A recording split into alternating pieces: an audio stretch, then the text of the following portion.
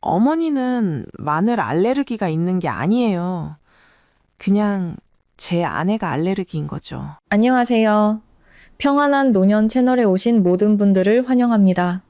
시어머니는 제가 정성껏 차린 설날 차례상을 무참히 뒤엎었습니다. 산산조각 난 그릇 떠미를 보던 남편은 이내에 저를 돌아보며 한마디를 내뱉었고 그 말에 저는 그 자리에 얼어붙고 말았습니다. 3년간 저는 남편의 빚을 갚기 위해 그림자처럼 살았습니다. 하지만 그 모든 인내는 설날 전야에 끝이 났습니다. 남편이 바닥에 나뒹구는 음식을 보며 던진 한마디에 온 가족이 충격에 빠졌기 때문입니다. 어머니는 마늘 알레르기가 있는 게 아니에요. 그냥 제 아내가 알레르기인 거죠. 제 이야기의 시작은 새해를 축하하는 폭죽 소리도 따뜻한 술잔을 기울이며 나누는 덕담도 아니었습니다. 제 인생의 비극은 설날 전날 밤 날카로운 소리와 함께 하얀 사기 그릇이 바닥으로 내동댕이 쳐지면서 본격적으로 시작되었습니다. 쨍그랑 날카로운 파열음이 이 호화로운 빌라의 거짓된 온기를 갈기갈기 찢어놓았습니다. 사방으로 튄 사기 조각들은 제 심장에 고스란히 박히는 듯 아팠습니다. 제가 몇 시간 동안 공들여고 하는 갈비찜이 차가운 대리석 바닥에 처참하게 널브러져 있었습니다. 끈적한 갈비찜 국물이 제가 큰맘 먹고 맞춘 붉은색 한복 치마에 튀어 마치 멍든 핏자국처럼 얼룩을 남겼습니다. 거실은 순간 정적에 휩싸였습니다. TV에서 흘러나오는 시끌벅적한 설 특집 프로그램, 소리마저 삼켜버릴 듯한 무서운 침묵이었습니다. 기름진 음식 냄새와 조상님께 올리는 향 냄새가 뒤섞여 숨 막히는 공기를 만들어냈습니다. 저는 그 자리에 못 박힌 듯 서 있었습니다. 아직 마늘과 파 냄새가 밴 제 두 손은 사시나무 떨듯 떨렸습니다. 제 앞에는 시어머니인 김 여사님이 분노로 새빨개진 얼굴을 한 채 서 있었습니다. 충혈된 두 눈은 저를 향해 이글거렸습니다. 지난 3년간 헌신했던 며느리가 아닌 불구대천의 원수를 보는 눈빛이었습니다. 김 여사님은 크고 둥그런 옥반지를 낀 손가락으로 제 얼굴을 가리켰습니다. 손가락은 거친 숨소리에 맞춰 떨리고 있었습니다. 네가 날 마늘로 죽이려고 작정했구나. 이 집에 들어온 지 3년이나 됐으면서 내가 마늘 알레르기 있는 걸 몰라? 아니면 일부러 넣은 게지? 날 골탕 먹이려고. 내가 빨리 죽어야 네가 편해지니까. 저는 입안에 고인 쓴 침을 삼키며 최대한 침착한 목소리로 설명하려 애썼습니다. 어머니, 생마늘을 못 드시는 거 알지만 이 갈비찜은 오래 끓여서 마늘이 다 뭉그러져 국물에 녹아들었을 거예요. 그래서 괜찮을 거라고 제 말이 채 끝나기도 전에 김 여사님은 손을 휘저어 말을 잘랐습니다. 네가 뭔데 생각을 해? 니까짓 게 뭘 안다고.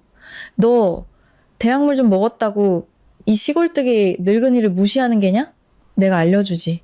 너처럼 강원도 산골에서 흙이나 파던 애가 우리 집안에 발을 들인 건 내 조상 7대가 덕을 쌓은 덕인 줄 알아.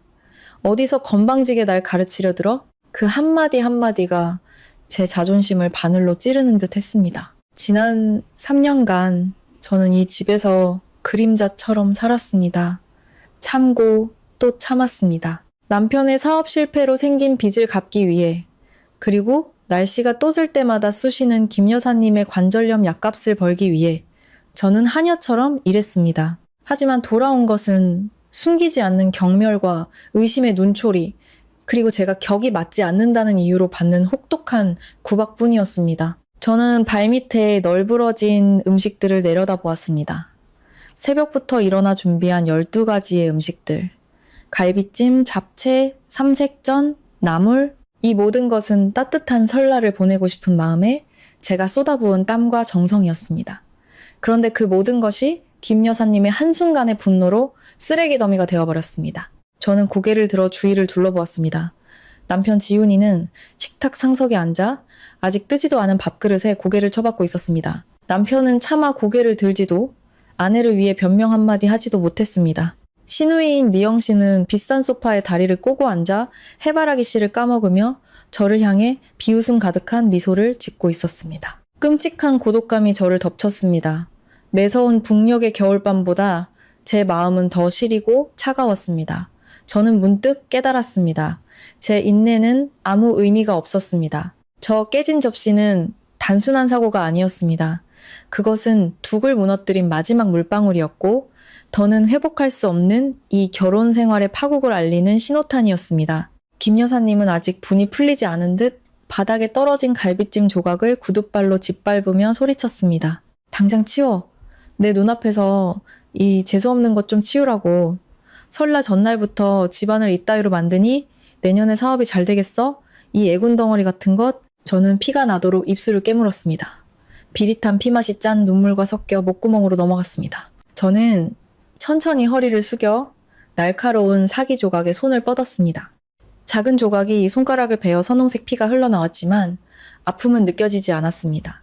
지금 제 마음의 고통은 그보다 수만 배는 더 컸습니다. 기억은 10시간 전으로 거슬러 올라갔습니다.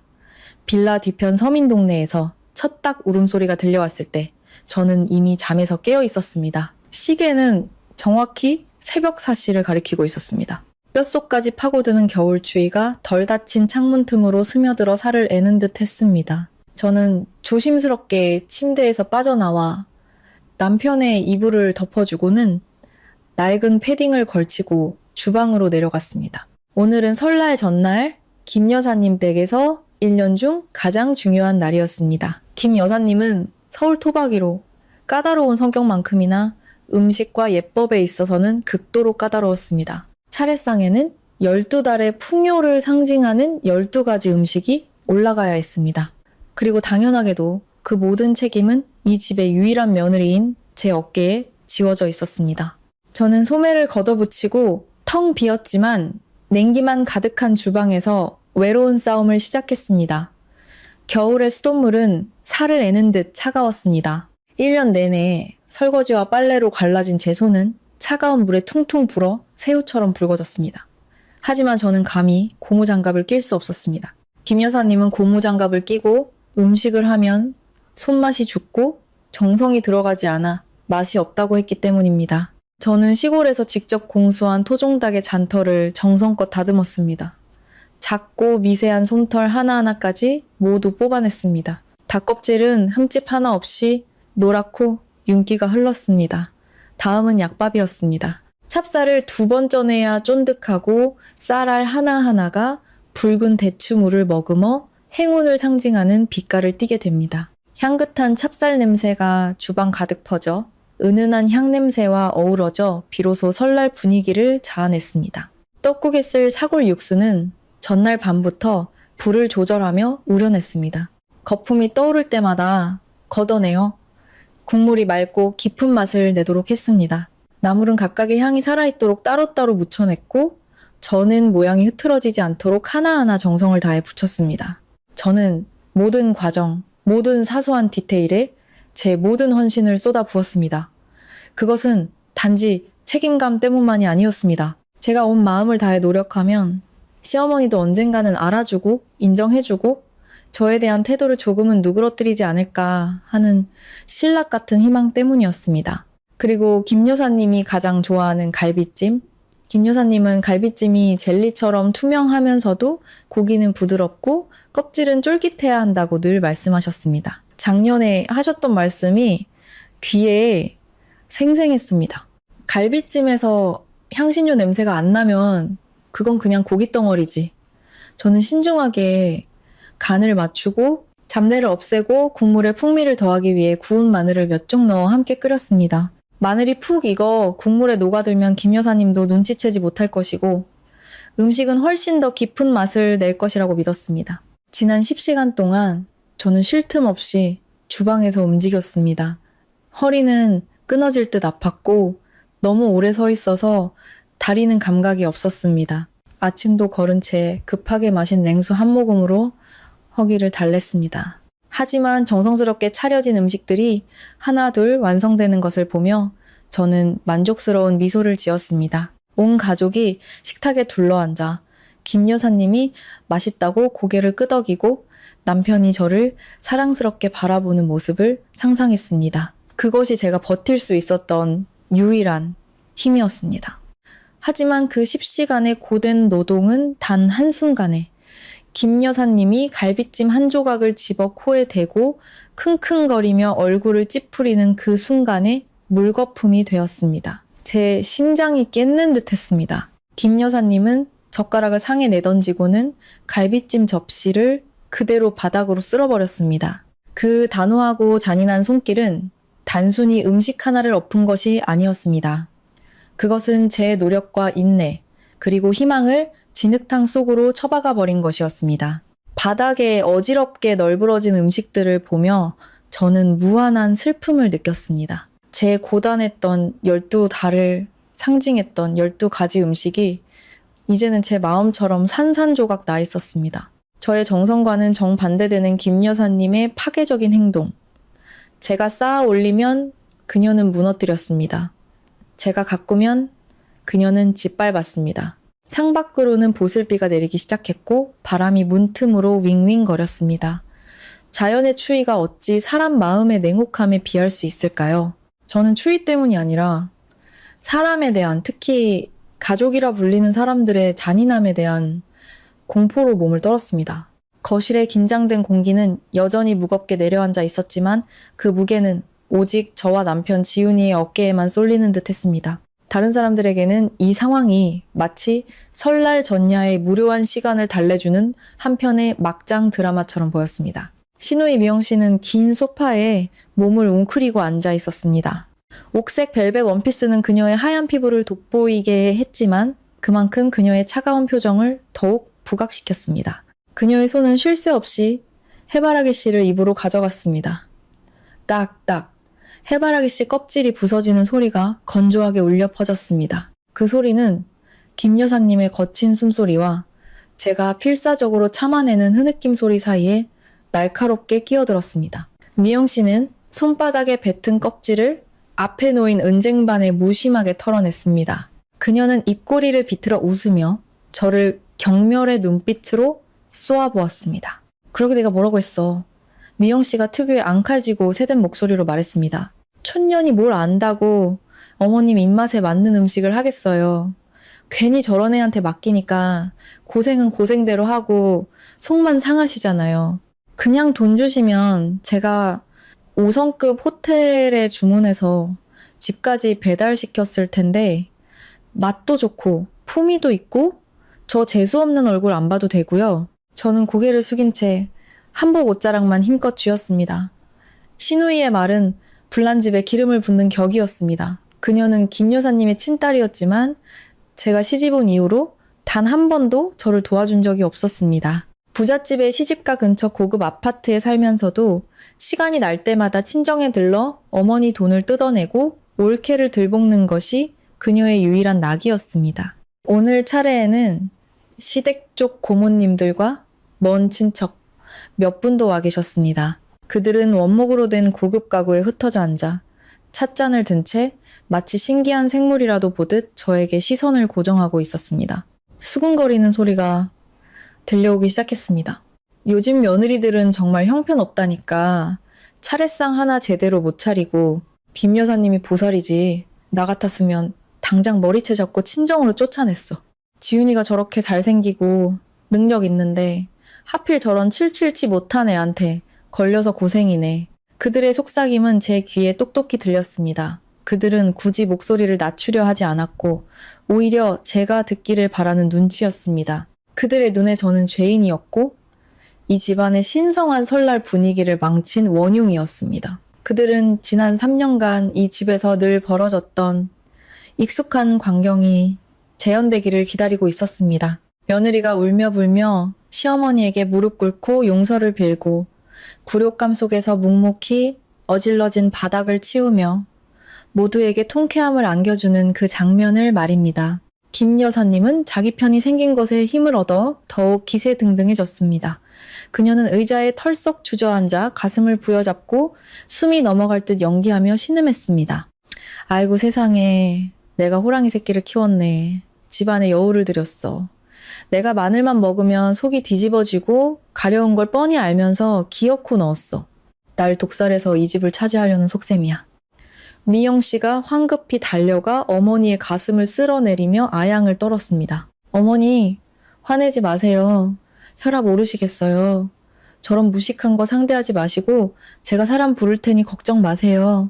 저 꼴을 보고 있으니 토할 것 같네. 그러고는 저를 향해 턱을 치켜들며 명령했습니다. 야, 너 아직도 거기 서서 뭐해? 멀뚱멀뚱 서서 우리 엄마 쓰러지는 거 구경할 거야? 당장 와서 사죄하고 네가 버려놓은 이 난장판이나 치워. 손님들 곧 세배하러 오실 시간이라고.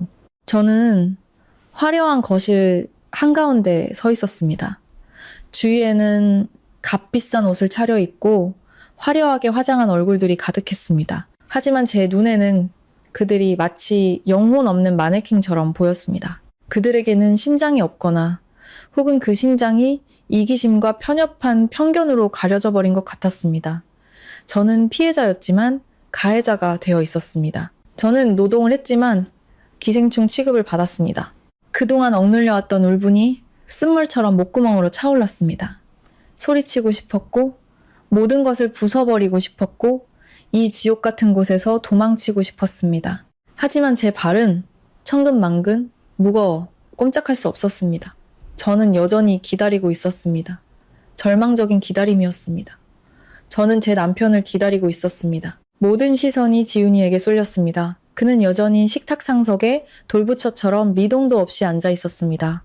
저는 남편을 바라보았습니다. 심장이 고통스럽게 조여왔습니다. 지훈이는 제 남편이었고 제가 청춘을 바쳐 사랑하고 그의 빚을 대신 갚기 위해 모든 것을 희생했던 남자였습니다. 그가 사업에 실패해 모든 것을 잃었을 때 결혼 예물과 친정 부모님이 사주신 차까지 팔아 그의 빚을 갚아준 사람이 바로 저였습니다. 제가 밤낮으로 일하며 새벽 2, 3시까지 부업을 해서 이 집안의 생활비를 댄 사람이 바로 저였습니다.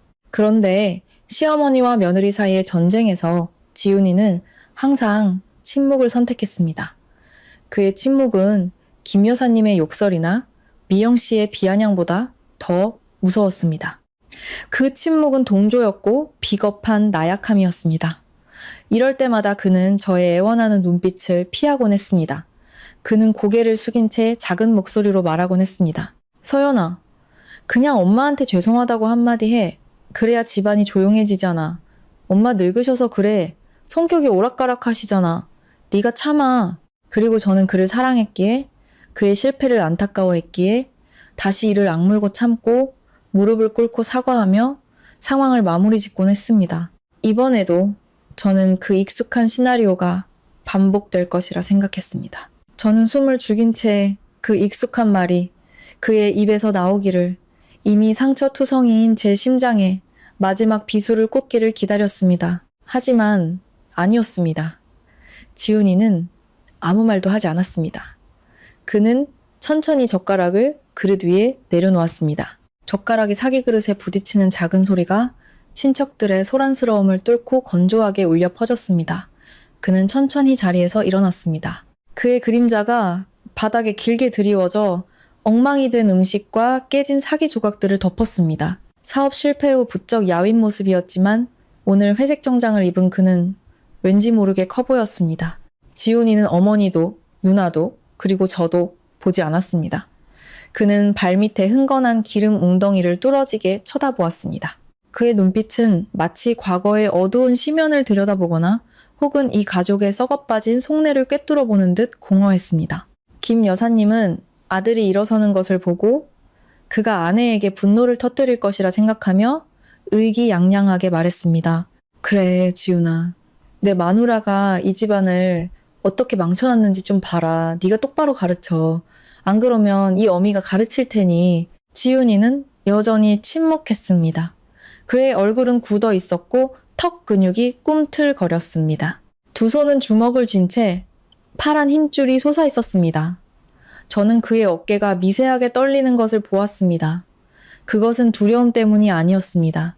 마치 분출을 앞둔 화산처럼 용암을 억누르고 있는 떨림이었습니다. 지훈이의 침묵은 더 이상 회피가 아니었습니다.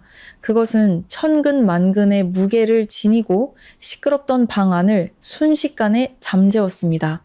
미영 씨는 해바라기씩 까는 것을 멈췄고 친척들은 수근거림을 멈췄습니다. 모두가 숨을 죽인 채 그의 다음 행동을 기다렸습니다.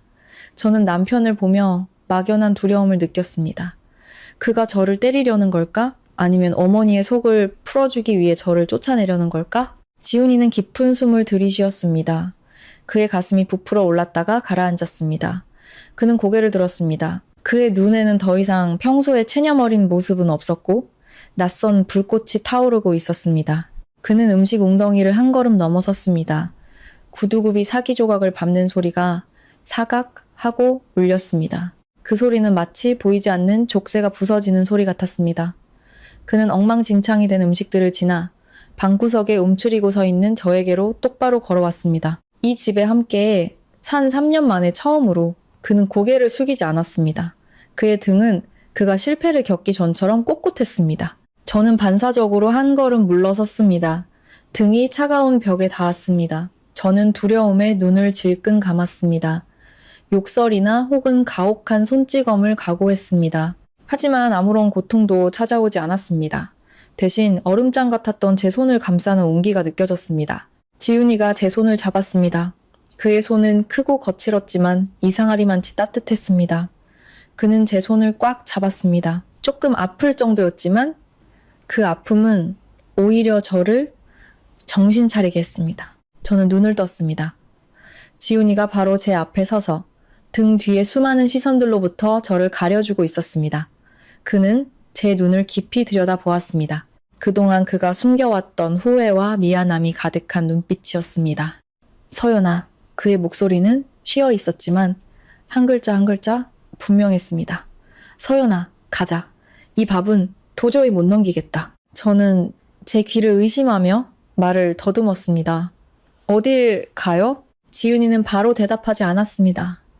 그는 여전히 제 손을 꽉 잡은 채 온 가족을 마주보고 섰습니다. 그는 저를 피고인의 자리에서 끌어내 자신의 옆에 나란히 세웠습니다. 그 행동은 마치 하나의 선언과 같았습니다. 이제 이 사람은 혼자가 아니다. 죄송해요, 어머니. 지훈이가 이상할 정도로 차분한 목소리로 말했습니다.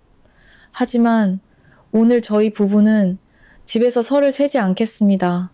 김 여사님은 입을 떡 벌렸습니다. 손에 들고 있던 부채가 바닥으로 떨어졌습니다. 그녀는 그렇게 순종적이고 나약했던 아들이 감히 그런 말을 하리라고는 상상도 못했을 것입니다. 너 뭐라고 했어? 어딜 가? 설날 전날에 이 여우 같은 년 따라서 집을 나가겠다고? 김 여사님은 핏기 없는 얼굴로 말을 더듬었습니다. 미영 씨도 소파에서 벌떡 일어나 소리쳤습니다. 야, 박지훈, 너 미쳤어? 어머니가 저렇게 편찮으신데 마누라 편들고 엄마를 버리겠다고? 지훈이가 씁쓸하게 웃었습니다. 어머니는 안 아프셔, 누나. 그리고 어머니는 마늘 알레르기도 없어. 거실은 죽은 듯이 조용해졌습니다. 지훈이의 목소리가 정적 속에서 낭낭하게 울려 퍼졌습니다. 오늘 아침 제가 똑똑히 봤어요. 어머니 동네 입구 설렁탕 집에서 파 많이 넣은 설렁탕 2그릇 드시는 거요. 아주 맛있게 드시던데요. 아무렇지도 않으셨어요. 어머니는 마늘 알레르기가 있는 게 아니에요. 그냥 제 아내가 알레르기인 거죠. 지훈이의 말은 김 여사님의 뺨을 후려치는 것과 같았습니다. 그동안 그녀가 공들여 쌓아 올린 가짜 알레르기라는 가면이 수많은 사람들 앞에서 산산조각 났습니다. 그녀는 할 말을 잃고 수치심과 분노로 얼굴이 불그락부르락해졌습니다. 지훈이는 어리둥절한 친척들을 둘러본 후 바닥에 널브러진 음식들을 훑어보았습니다. 지난 3년간 서연이는 이 집에서 하녀보다 못한 삶을 살았어요. 제 빚을 갚아주고 어머니를 봉양하고 주말마다 누나네 식구들 시중까지 들었죠. 하지만 아무도 서연이를 가족으로 생각하지 않았어요. 오늘로 이제 정말 끝입니다. 말을 마친 그는 저를 돌아보았습니다. 그의 눈빛은 확고했습니다. 가자, 서연아. 여기서 나가자. 다리 밑에서 자는 한이 있더라도 너를 단 1초도 더 힘들게 하지 않을게. 그가 제 손을 끌었습니다. 저는 비틀거리며 그를 따라 나섰습니다. 등 뒤로는 김 여사님의 울부짖는 욕설과 친척들의 웅성거리는 소리가 들렸습니다. 우리는 무거운 원목 대문을 지나 차가운 비가 내리는 밖으로 나섰습니다. 북풍이 얼굴을 때려 아팠지만 제 손을 잡은 지훈이의 손은 여전히 뜨거웠습니다. 그 온기가 제 온몸으로 퍼져 3년간의 굴욕적인 세월이 남긴 냉기를 녹여주었습니다. 처음으로 저는 보호받고 있다는 느낌을 받았습니다. 처음으로 저는 제 남편이 진정한 남자라고 느꼈습니다. 앞이 칠흑 같은 어둠과 비바람 뿐일지라도 이 손만 잡고 있다면 더는 두렵지 않을 것이라고 생각했습니다. 거실의 공기는 그대로 굳어버린 듯 했습니다. 지훈이의 말이 끝나자 방 안은 절대적인 침묵에 휩싸였습니다. 벽에 걸린 괴종식의 초침이 째깍거리는 소리가 들릴 정도로 숨 막히는 정적이었습니다. 김 여사님은 그 자리에 얼어붙어 있었습니다. 분노로 붉었던 얼굴은 하얗게 질렸다가 이내 잿빛으로 변했습니다. 그녀는 입을 벌린 채 마치 외계에서 온 낯선 존재를 보듯 아들을 쏘아보았습니다. 아마 그녀의 권위적인 인생에서 가장 아끼던 아들에게 만천하 앞에서 진실이 폭로당하는 날이 오리라고는 상상도 못했을 것입니다. 김 여사님은 간신히 평정을 되찾고 손을 들어 지훈이의 얼굴을 가리키며 날카롭게 소리쳤습니다. 네가 미쳤구나. 저 촌년 때문에 네 어미한테 누명을 씌워? 내가 언제 설렁탕을 먹어? 내가 아파서 자리 보전하고 누워있는데 무슨 힘이 있어서 동네 입구까지 나가서 설렁탕을 먹어. 이 불효자식 계란으로 바위 치는 소리 하고 있네. 지훈이는 어머니의 분노에도 전혀 흔들리지 않았습니다. 그는 여전히 제 손을 꽉 잡고 거실 한가운데 당당히 서 있었습니다. 그의 눈빛은 실망과 고통으로 가득 차 있었습니다. 그는 차분하지만 단호한 목소리로 마치 못을 박듯 또박또박 말했습니다. 어머니, 더는 변명하지 마세요. 오늘 아침 제가 일찍 배달 가다가 칠연 설렁탕 집에서 어머니를 똑똑히 봤어요. 어머니는 남색 운동복을 입고 제가 지난달에 사드린 털모자를 쓰고 계셨죠. 설렁탕에 파랑 다진 마늘 듬뿍 넣어달라고 하셨잖아요. 동네 분들이랑 아주 즐겁게 웃고 떠들면서 맛있게 드셨어요. 그때 들어와서 인사드릴까 했는데 어머니 흥을 깰까봐 그냥 지나쳤어요. 김 여사님의 어깨가 파르르 떨렸습니다.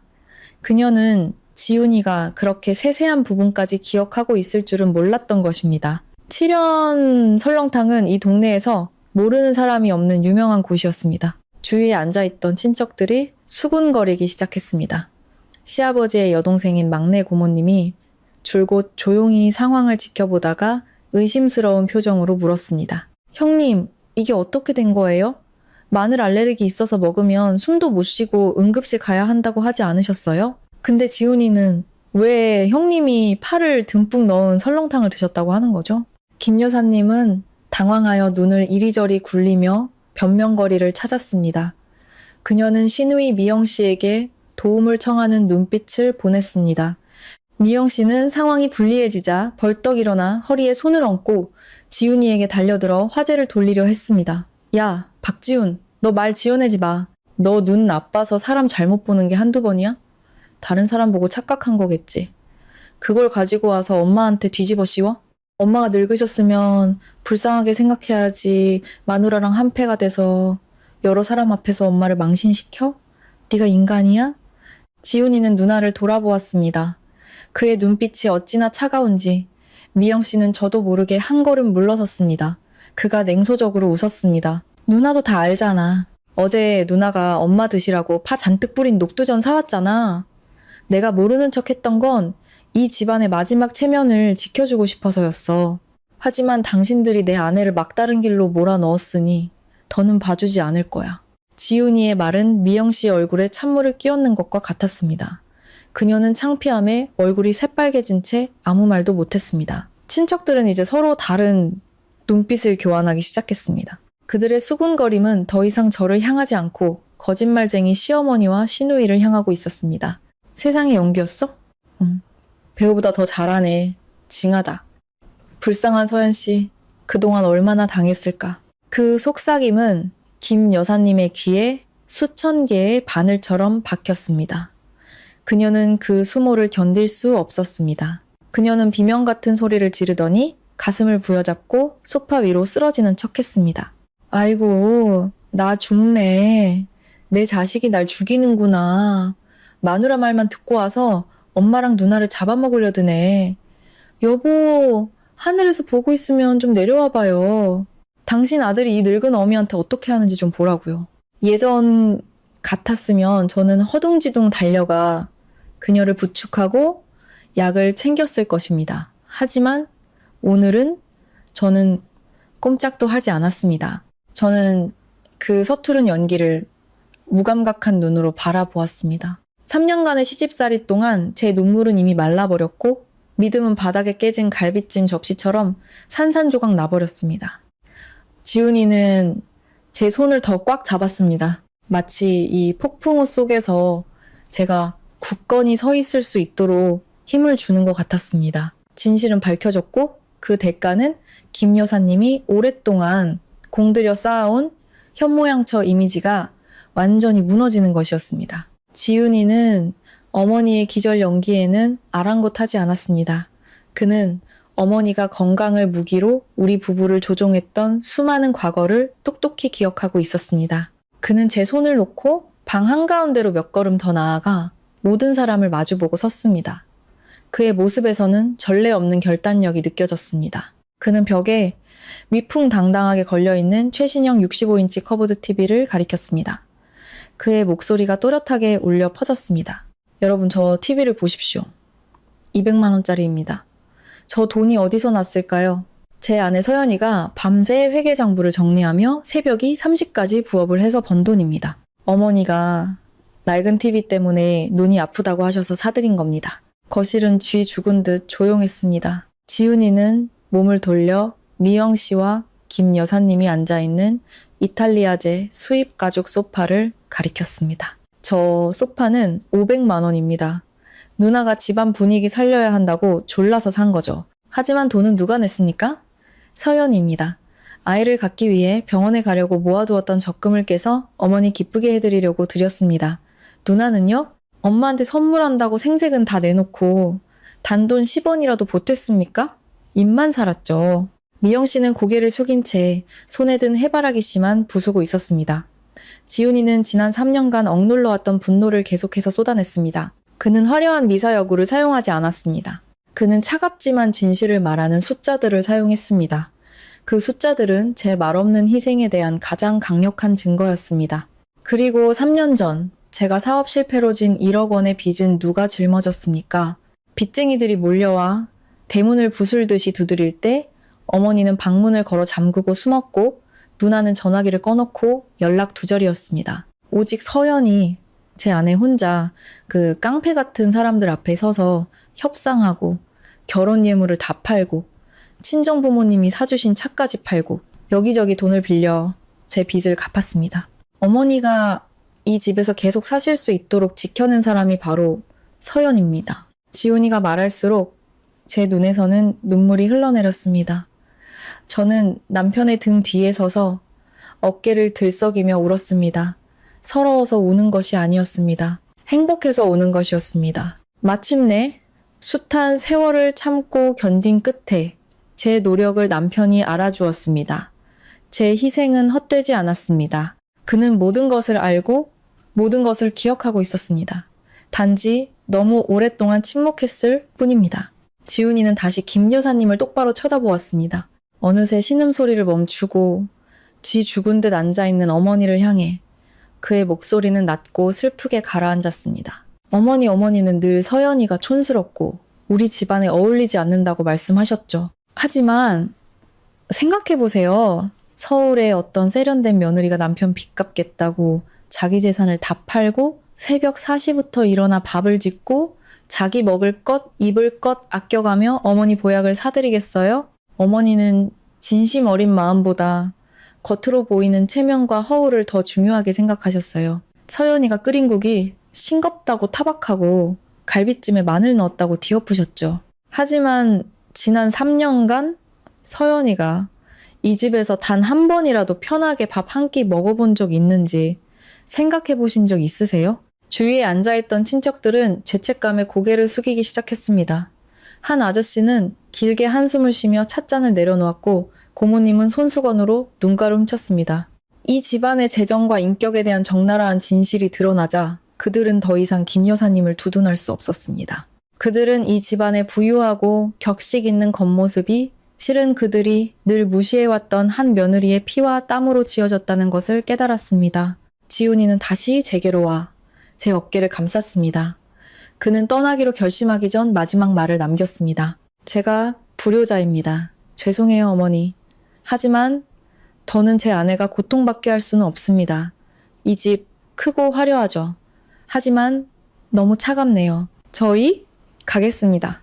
지훈이의 선언은 이미 금이 간 가족 관계를 완전히 박살내는 망치질과 같았습니다. 하지만 저는 그것이 필요한 일이라는 것을 알았습니다. 진정한 가치를 보기 위해서는 때로는 모든 것이 무너져야 했습니다. 저는 감사한 눈빛으로 남편을 올려다보았습니다. 지금 이 순간 우리 손에 아무것도 없을지라도 저는 그 어느 때보다 부유하다고 느꼈습니다. 저는 제 남편을 되찾았으니까요. 지훈이는 제 손을 잡고 2층에 있는 우리 침실로 향하는 계단을 빠르게 올라갔습니다.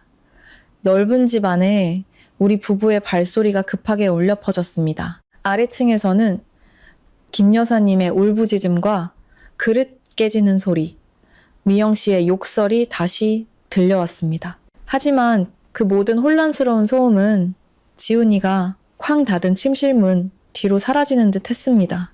필요한 것만 챙겨 서연아, 빨리. 지훈이가 재촉하며 옷장 꼭대기에서 먼지 쌓인 여행 가방을 꺼내 내렸습니다. 저는 허둥지둥 옷장을 열었습니다. 떨리는 손으로 따뜻한 옷 몇 벌과 속옷, 간단한 개인 용품들을 챙겼습니다. 저는 지난 3년간 정들었던 이 방을 둘러보았습니다. 분홍색 커버가 씌워진 낡은 침대, 값싼 립스틱 몇 개가 놓인 화장대, 그리고 벽에 걸린 우리가 환하게 웃고 있는 결혼사진. 결혼사진은 가져갈까요?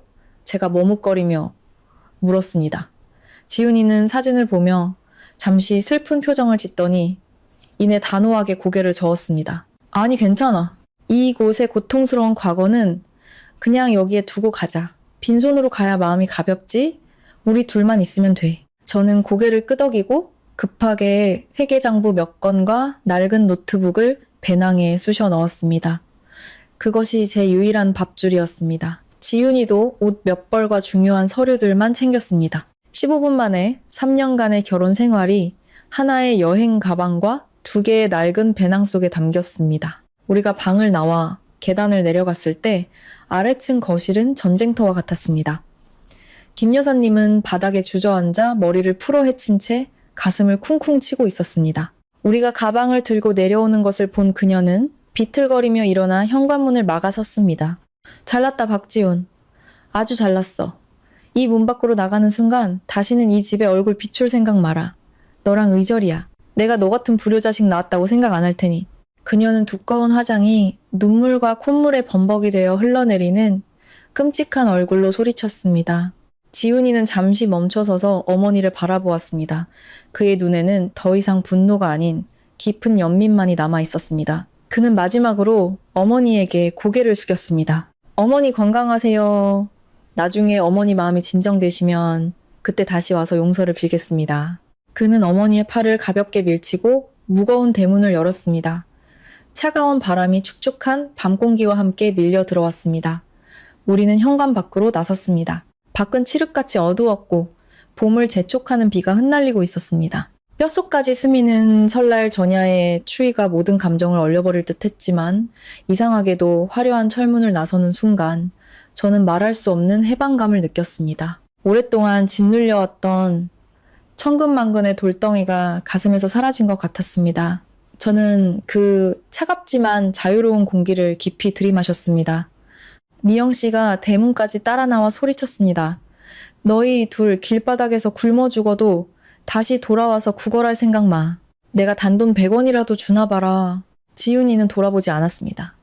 그는 제 손을 꽉 잡고 단호하게 골목길을 걸어 나갔습니다. 여행 가방 바퀴가 길 위에서 달그락거리는 소리가 빗소리와 함께 규칙적으로 울려 퍼졌습니다. 우리는 그렇게 정처 없이 어둠 속을 걸었습니다. 화려하지만 인정머리 없던 그 빌라에 불빛을 등지고서 비는 점점 더 거세져 제 외투 어깨를 적셨습니다. 지훈이가 멈춰서서 자신의 목도리를 풀어 제게 둘러주었습니다. 그는 저를 보며 안심시키듯 미소 지었습니다. 추워? 조금만 참아. 큰 길로 나가서 택시 잡자. 저는 남편을 보며 고개를 저었습니다. 안 추워요. 당신이 옆에 있으니 하나도 안 추워요. 그것은 진심이었습니다. 매서운 비바람이 부는 설날 전야 제 마음은 다시 찾은 사랑과 자유의 불꽃으로 따뜻하게 데워지고 있었습니다. 우리는 도망자였지만 동시에 운명을 이겨낸 승리자였습니다. 설날 전야의 서울거리는 텅 비어 있었습니다. 대부분의 상점은 문을 닫았고 사람들은 모두 가족과 함께 따뜻한 집에서 명절을 보내고 있었습니다. 오직 늦게까지 선물을 사들고 귀가하는 오토바이 몇 대만 쌩쌩 지나갈 뿐이었습니다. 우리 부부는 거의 1시간 동안 헤맨 끝에 작은 골목 깊숙한 곳에서 불이 켜진 허름한 여관을 발견했습니다. 카운터에는 젊은 남자가 설 특집 프로그램을 보며 졸고 있었습니다. 그는 흠뻑 젖은 채 가방을 들고 들어온 우리를 의심스러운 눈초리로 쳐다보았습니다. 방 있나요? 지훈이가 피곤한 목소리로 물었습니다. 4층에 하나 남았어요. 엘리베이터 고장났는데 걸어 올라가셔야 해요. 하룻밤에 5만 원, 설 연휴라 2배예요. 젊은 직원은 TV에서 눈을 떼지 않은 채 퉁명스럽게 대답하며 열쇠를 건넸습니다. 지훈이는 고개를 끄덕이고 열쇠를 받아 가방을 모두 들고 저를 부축하며 좁고 어두운 계단을 올라갔습니다. 방은 약 5평 남짓했고 묵은 담배 냄새와 값싼 숙소 특유의 퀴퀴한 곰팡이 냄새가 진동했습니다. 침대 시트는 누렇게 변색되어 있었습니다. 하지만 제게는 지금 이 초라한 방이 천국과 같았습니다. 조용했고 비난하는 목소리도 경멸하는 눈빛도 없었습니다. 오직 우리 둘뿐이었습니다. 지훈이는 짐을 내려놓고 서둘러 온수기를 켠 후 제게 말했습니다. 얼른 따뜻한 물로 씻어. 감기 걸리겠다. 내가 뭐 먹을 거라도 있는지 찾아볼게. 너무 배고프다. 저는 욕실에 들어가 뜨거운 물줄기로 오늘의 먼지와 굴욕을 씻어냈습니다. 제가 나왔을 때 지훈이는 낡은 전기 포트 옆에서 무언가를 하고 있었습니다. 작은 플라스틱 테이블 위에는 김이 모락모락 나는 신라면 2개가 놓여 있었습니다. 라면밖에 못 구했어. 가게들이 다 문을 닫았네. 우선 이걸로 배 채우자. 지훈이가 미안한 듯 웃으며 컵라면을 제 쪽으로 밀어주었습니다. 우리는 삐걱거리는 침대 옆 차가운 바닥에 주저앉았습니다. 핸드폰 시계는 새해가 되기까지 5분밖에 남지 않았음을 알리고 있었습니다. 창밖에서는 멀리서부터 불꽃놀이 소리가 들려오기 시작했습니다. 저는 컵라면을 들어 뜨거운 국물을 한 모금 마셨습니다.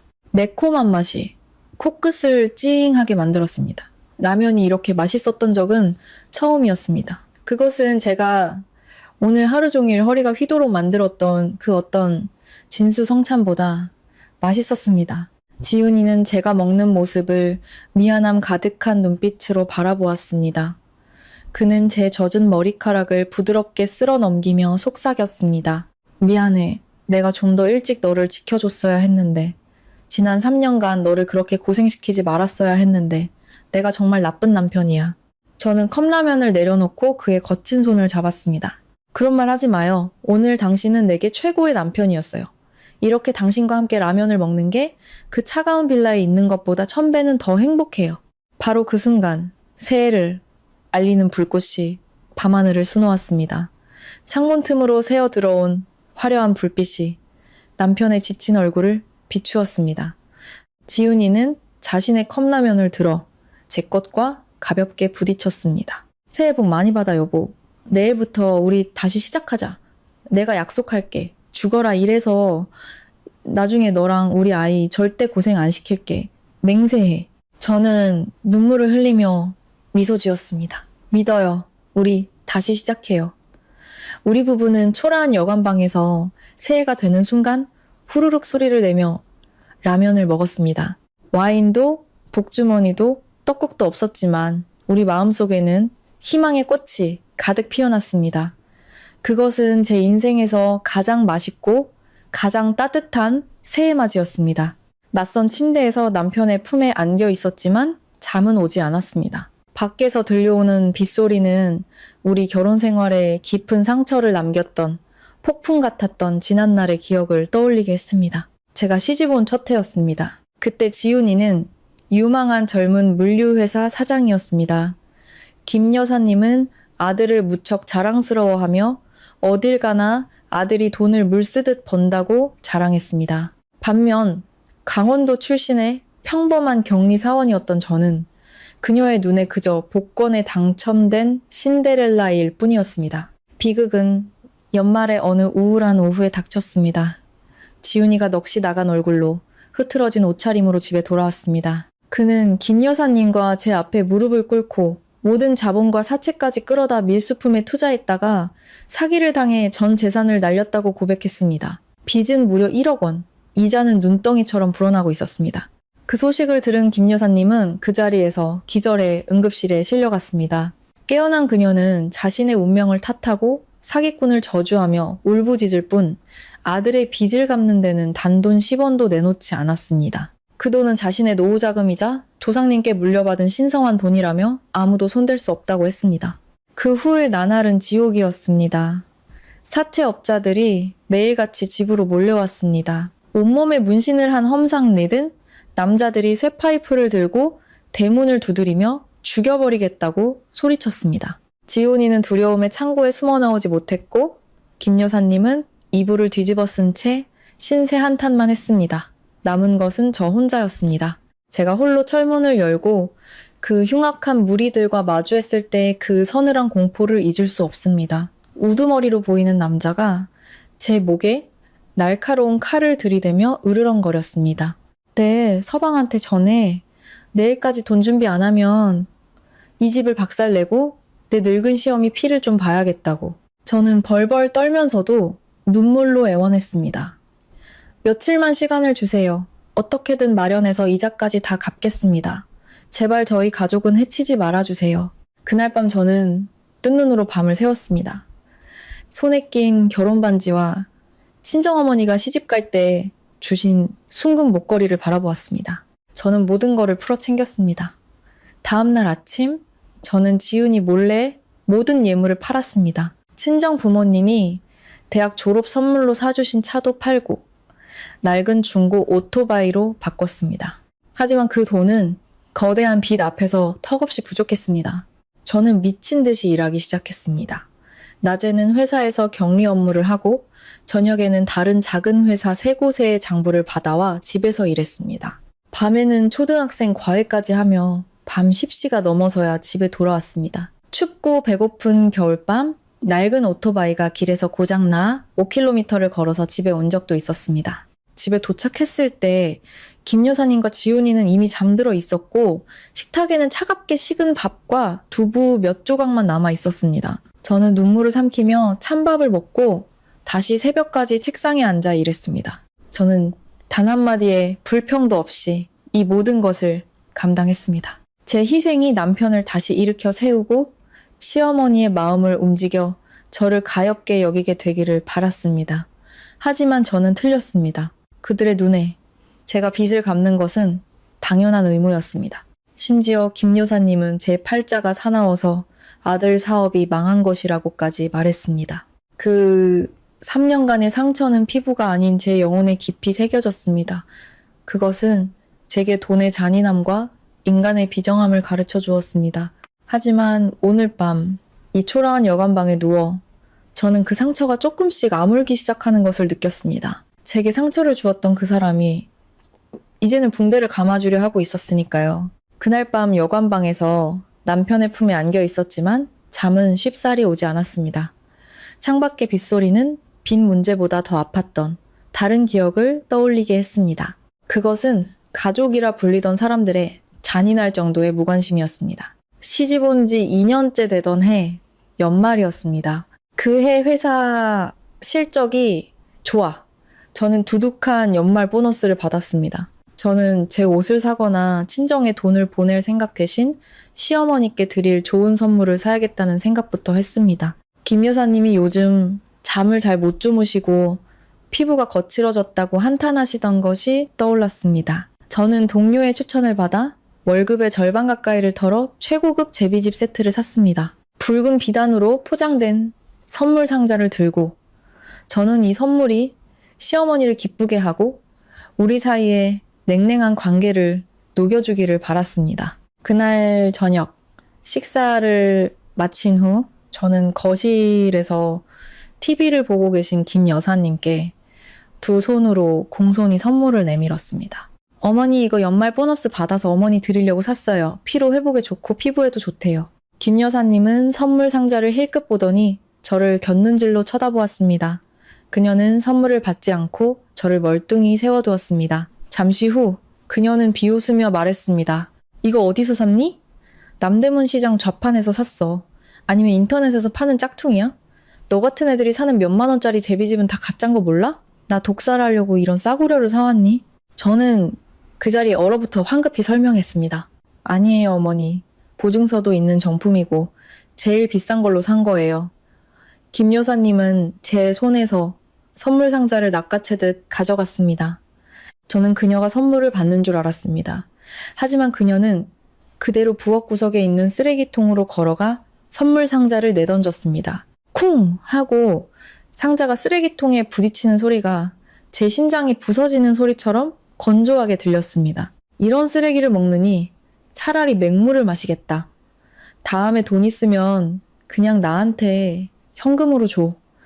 촌년이 뭘 안다고 선물을 사. 저는 눈물이 터져 나왔지만 소리내어 울지는 못했습니다.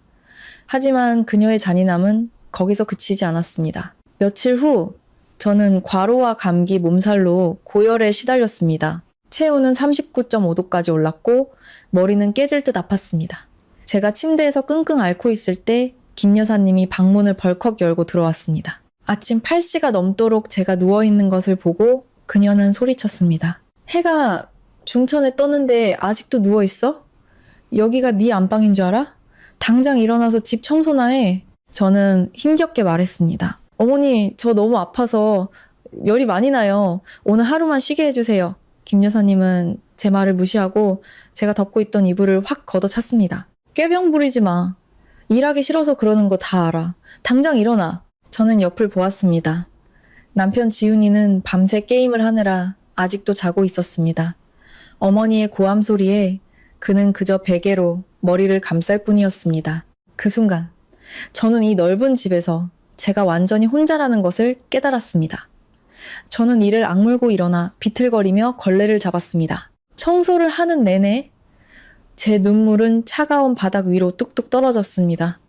어느덧 우리가 집을 나온 지 석 달이 흘렀습니다. 그동안 우리는 황학동의 허름한 옥탑방을 구해 살았습니다. 지훈이는 마지막 남은 명품 시계를 팔아 중고 오토바이를 사서 배달 일을 시작했고 저는 계속해서 재택근무로 회계 일을 했습니다. 비록 가난했지만 우리는 행복했습니다. 지훈이는 완전히 다른 사람이 되었습니다. 그는 청소하는 법, 설거지하는 법을 배웠고 하루에 몇만 원 번 것을 아이처럼 기뻐했습니다. 우리는 좁은 옥탑방 마루에 앉아 김치 하나에 밥을 먹으면서도 웃음이 끊이지 않았습니다. 그러던 어느 비 오는 날 밤, 지훈이의 핸드폰으로 신우이, 미영 씨에게서 문자가 왔습니다. 엄마 위독하시다. 당장 와봐라. 지훈이는 또 거짓말일 것이라며 분노했지만 그의 눈빛은 흔들리고 있었습니다. 저는 그런 남편을 설득했습니다. 그래도 낳아주신 어머니잖아. 정말 아프신데 우리가 안 가면 당신 평생 후회할 거야. 내가 괜찮으니까 다녀와요. 남편이 떠난 후 저는 며칠 전부터 속이 좋지 않았던 것을 떠올렸습니다. 생리가 2주나 늦어지고 있었습니다. 설마 하는 마음에 서랍 속에 넣어두었던 임신 테스트기를 꺼내 확인했습니다. 5분의 기다림 끝에 선명한 두 줄이 나타났습니다. 저는 임신이었습니다. 기쁨의 눈물을 주체할 수 없었습니다. 그때 지훈이가 돌아왔습니다. 그는 흠뻑 젖은 채 피곤하고 슬픈 표정이었습니다. 제 눈물 젖은 얼굴을 보고 깜짝 놀라 달려오는 그에게 저는 임신 테스트기를 보여주었습니다. 우리 아기가 생겼어요. 지훈이는 큰 소리로 환호하며 저를 번쩍 들어올려 빙빙 돌았습니다. 그날 밤 우리는 아이의 태명을 행복이라고 지었습니다. 다음날 아침 저는 남편에게 어젯밤 시댁 상황을 물었습니다. 김 여사님은 정말 아팠습니다. 위독한 것은 아니었지만 영양실조와 외로움으로 쇠약해져 있었습니다. 화려했던 빌라는 먼지투성이었고 신우이는 돈 몇 푼 던져주고는 가버렸다고 했습니다. 남편은 거실을 치우다가 예전에 김 여사님이 창고에 처박을 하고 했던 우리 부부의 결혼사진이 먼지가 깨끗이 닦인 채 탁자 위에 놓여 있는 것을 보았다고 했습니다. 그녀는 아마도 그 차가운 집에서 홀로 외로움과 후회의 시간을 보내고 있었던 것입니다. 제가 임신했다는 소식은 꽁꽁 얼어붙었던 가족관계의 봄을 가져왔습니다. 어느 날 지훈이가 시댁에 다녀오면서 보온 도시락을 들고 왔습니다. 김 여사님이 제가 임신했다는 소식을 듣고 몸보신 하라며 직접 삼계탕을 끓여 보내신 것이었습니다. 잠시 후 김 여사님에게서 전화가 걸려왔습니다. 그녀는 어색하고 퉁명스러운 목소리로 음식 식기 전에 얼른 먹어라, 몸조리 잘하고 라고 말하고는 전화를 끊었습니다.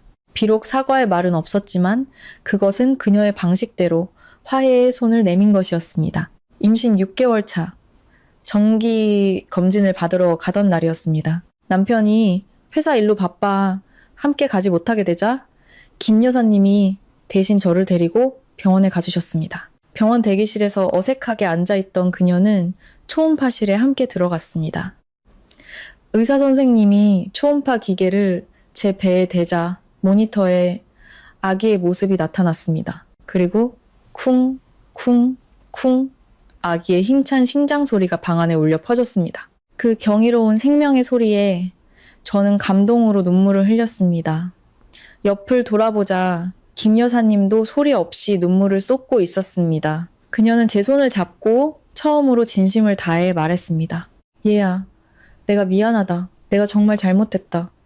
그 순간 지난 3년간의 모든 원망과 서러움이 눈 녹듯 사라졌습니다. 임신 9개월. 저는 진통 끝에 건강한 아들을 낳았습니다. 제가 출산의 고통을 겪는 동안 김 여사님은 제 곁을 지키며 손을 잡아주고 땀을 닦아주었습니다. 간호사가 아기를 가족에게 처음 보여주었을 때 지훈이는 감격에 겨워 어쩔 줄 몰라 했습니다. 그는 어머니에게 먼저 손주를 안아보라고 권했지만 김 여사님은 죄책감에 차마 아기를 받지 못하고 뒷걸음질 쳤습니다. 그 모습을 본 제가 힘겹지만 단호한 목소리로 말했습니다. 어머니 행복히 안아주세요. 할머니 품을 기다리고 있잖아요. 할머니라는 말에 김 여사님은 결국 무너졌습니다. 그녀는 떨리는 손으로 손주를 받아 안고 뜨거운 눈물을 흘렸습니다. 내 손주야, 할미가 미안하다. 정말 미안해. 그 모습에 지훈이와 저, 그리고 온 가족이 함께 울었습니다. 시간은 흘러 다시 설날 전날이 되었습니다. 1년 전 그 끔찍했던 밤과는 전혀 다른 풍경이었습니다. 우리는 다시 그 빌라로 돌아와 살고 있었습니다. 올해는 김 여사님이 직접 주방에 들어가 저를 위해 정성껏 음식을 준비했습니다. 식탁에는 소박하지만 따뜻한 명절 음식이 차려졌습니다. 김 여사님은 가장 크고 부드러운 고기 조각을 제 밥그릇 위에 올려주시며 다정하게 말했습니다. 서연아, 많이 먹어라. 푹 익혀서 부드러워. 아, 그리고 이 음식에는 마늘 한 쪽도 안 넣었으니 안심하고 먹어. 네가 마늘 싫어하는 거 내가 예전에 성격이 못됐던 것처럼 잘 아니까. 그 말에 온 가족이 유쾌하게 웃음을 터뜨렸습니다. 식탁 아래로 지훈이가 제 손을 따뜻하게 잡아주었습니다. 창밖으로는 봄비가 내리고 정원의 매화나무가 꽃망울을 터뜨릴 준비를 하고 있었습니다. 마음의 상처는 흉터로 남았지만 더 이상 아프지 않았습니다. 때로는 모든 것이 무너져야 비로소 제대로 다시 세울 수 있다는 것을 깨달은 진정한 봄이었습니다. 영상을 끝까지 시청해주셔서 감사합니다. 내용이 유익하셨다면 채널 구독을 통해 저희를 응원해주시고 친구들과 공유해주세요. 여러분의 댓글은 저희에게 큰 힘이 됩니다.